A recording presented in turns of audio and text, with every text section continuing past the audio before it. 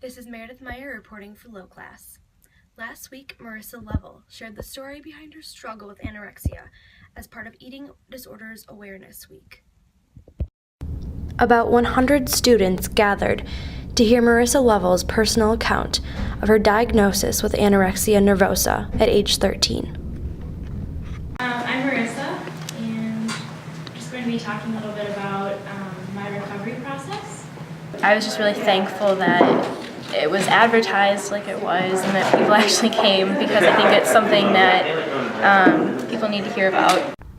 Lovell was an overachieving athlete as a preteen, apparently competing in and winning 5 triathlons every summer. I wanted to be the best, and so I started to really get myself nervous before things. And then I started thinking, well, if I was smaller, then I would probably be better, and that kind of snowballed.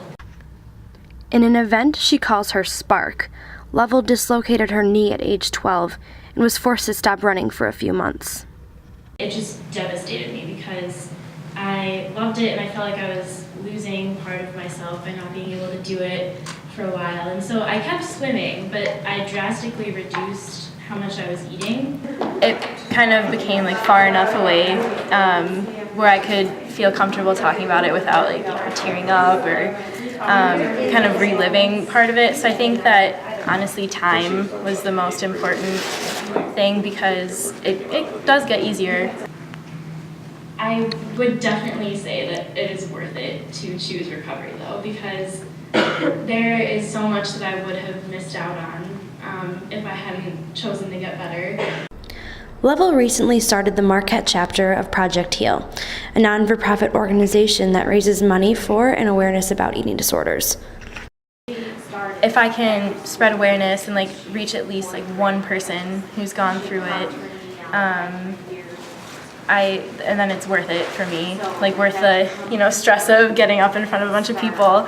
And I think if I can help parents catch it early, that's another huge thing, just because the earlier you catch it, the better, because it gets a lot harder when it goes on for months and months. To have a student out there that people respect, that people know, and that people love, sharing these personal things and making them more relatable makes it more okay to go get help. And to me, that just, again, means the world that this is getting out there. And she's a spokesperson to say, hey, if you need help, go get it, take the time, it's worth it, because students need to hear that.